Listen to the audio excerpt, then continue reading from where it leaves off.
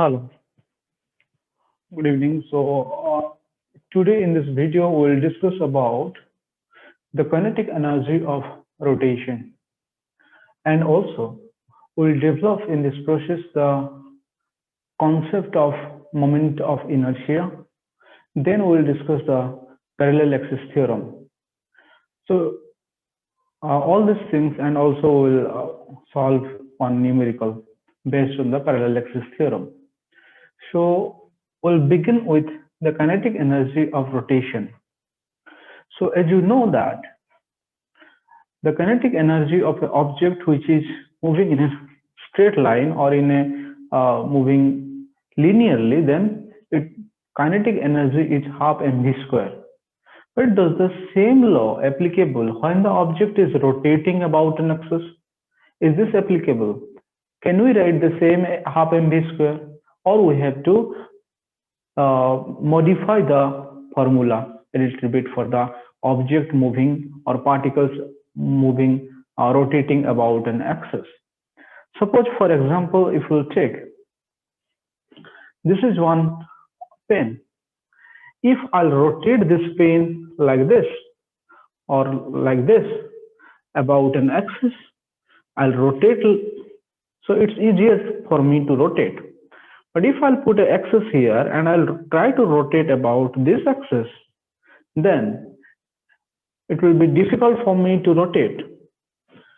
If I draw a diagram, suppose this is a rod and this is your axis. Now if this one will rotate about the axis or longitudinal axis, then it will be easier for me to rotate. With less energy I can rotate it. Now the same object, if I'll try to rotate it like this about a perpendicular axis, if I want to rotate this one like this, if I want to rotate the object about this axis, then it will be difficult for me because the masses are distributed away from the axis. Here the masses are distributed closer to the axis. Okay, so here the concept of moment of inertia or inertia will come. Like inertia, you know, it's a measurement of mass. Suppose the object has more inertia, that means we can say that the object will have more mass. Suppose if I'll compare, if the chalk and the pen, then the pen has more inertia. I need more force or I need more energy to shift the object because the object inertia is more. So it's case of a linearity. But if the object is rotating, this is a rigid object and it is made up of so many particles, and each particles are also rotating but at a different distance from the axis, then what will happen? Then the same mass, because this cylinder and this cylinder both are of same mass, it is of mass m, this one is also of mass m, just I change the orientation and they are rotation axis, then you can notice the difference of your energy required to rotate it, or how easy or how difficult to rotate both the object. Okay, so this difference came, mass same, but the difference came due to a new term we will introduce, that is moment of inertia, which is similar to the mass in case of your linearity. So moment of inertia or inertia term will come for the rotation case. Okay, and that will be associated with some term that we will discuss now. Now I hope all of you, or you are now clear at least, or got some idea that how it is different from the linearity case of the linearity, how the rotational cases are different than the cases of linearity. Now you can see, we can discuss the concept of kinetic energy.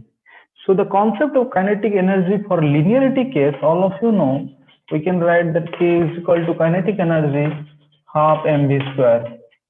But when the object is rotating, then the same mv square we cannot write. So what we have to write? We'll write here. You can see that suppose this is your cylinder which is rotating about this axis. Now it has lots of masses which are distributed at different Ri. Suppose this is your mass Mi, which is at a distance Ri from the your axis of rotation. This mass is at R2, let's say this M2 is at a distance R2 from the axis. So masses are distributed all over the object at a different distances. All the particles are distributed at a different distance, not at a same distance. So in this case, what we will write, we will convert this equation in this form, like half. So this kinetic energy will be the total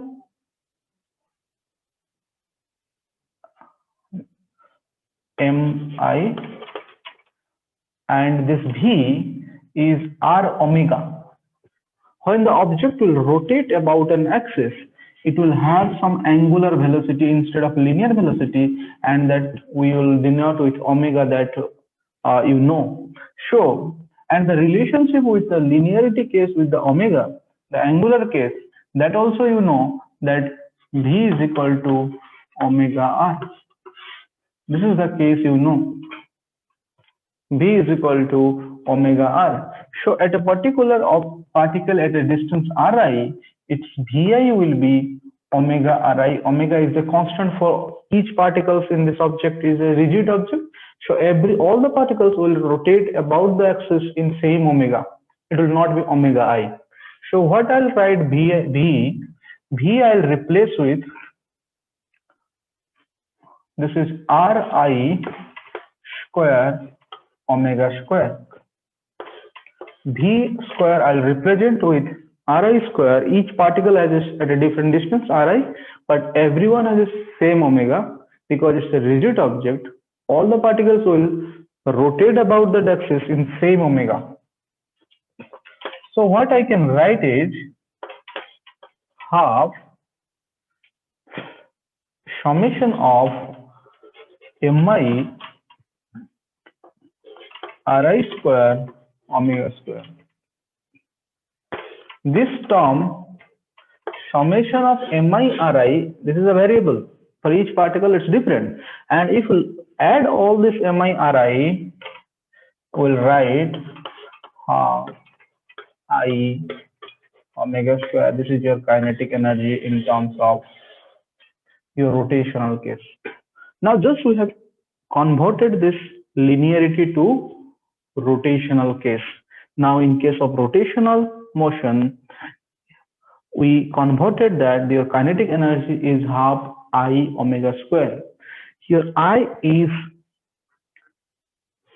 same in case of linearity like mass, not same, but it's, you can say, you can compare with your mass in your linearity case. In the linearity case, you have a velocity. Here you will have angular velocity instead of velocity. But here the omega you will measure in radian, remember, not in degree theta. So here the angular velocity that you will measure in terms of, the unit will come in terms of, you will measure, omega will be radian per second. Okay, so you will measure in terms of radian. So I'm not writing, not theta, degree per second. Okay, radian per second. So half I omega square. But the important thing is, what is this I? This I we have represented for this term, that is summation of Mi Ri square. This is your moment of inertia. This is your moment of inertia.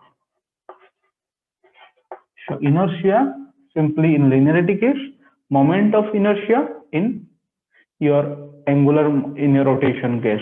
So in rotation case, it will moment of inertia, and remember it is the sum of all mi/ri. Mi/ri means each particle at a distance mi, and it is situated at ri from the your axis of rotation. So it will have mi/ri square, moment of inertia.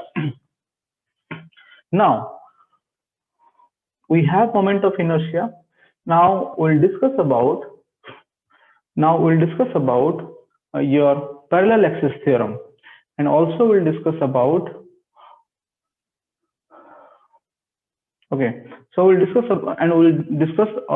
one numerical problems. So now you have the concept of moment of inertia. Okay, now what will be the unit of moment of inertia also you can write. Okay, unit of moment of inertia. So SI unit will be, m is mass, so SI unit will be kg for mass, r is the distance, so kg meter square is the SI unit of moment of inertia. Okay, now we'll discuss about your perpendicular axis theorem. One more thing. So this one is when we have considered that some particles, individual particles are there at a distance ri. If the object is a continuous object, then we can use integration. Instead of summation, we can use integration, and we can write this formula as I is equal to that r square dm integration. Okay, the mass will vary, we'll change the mass, and accordingly we'll change the r also.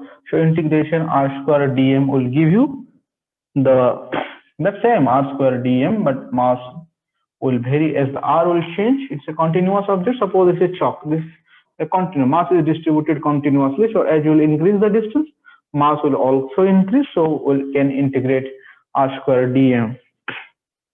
Okay. We'll see. We'll use this one in the problem. Then you can see how we are using this formula. Okay, so for discrete system we can use mi/ri square summation, or for continuous system this one we can use for uniform or continuous system. So for uniform system you can use this. For uniform system you can use this moment of inertia formula, that is I is equal to r square dm. Now you can see what is this moment of inertia. This moment of inertia, as I have told you, mi/ri square, and you can see here in this case it will be difficult, or you need more energy to keep this one or rotate this one than the case of this one. So your inertia for rotation or moment of inertia is how easy or how difficult you are rotating a object. Like inertia in your linearity case is the mass, or how difficult or how easy for you to move the object.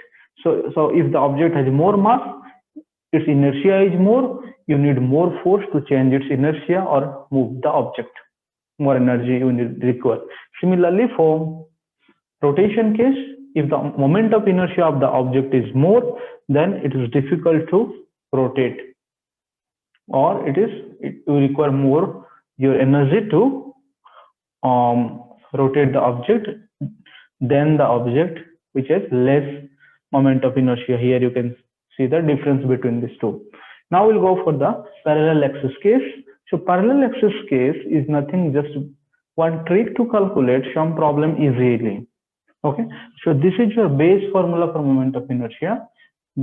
Parallel axis theorem, just a theorem that for different symmetric condition or symmetric object or different object, particular shapes, how easily we can find out the moment of inertia. That will show that will be calculated by the parallel axis theorem.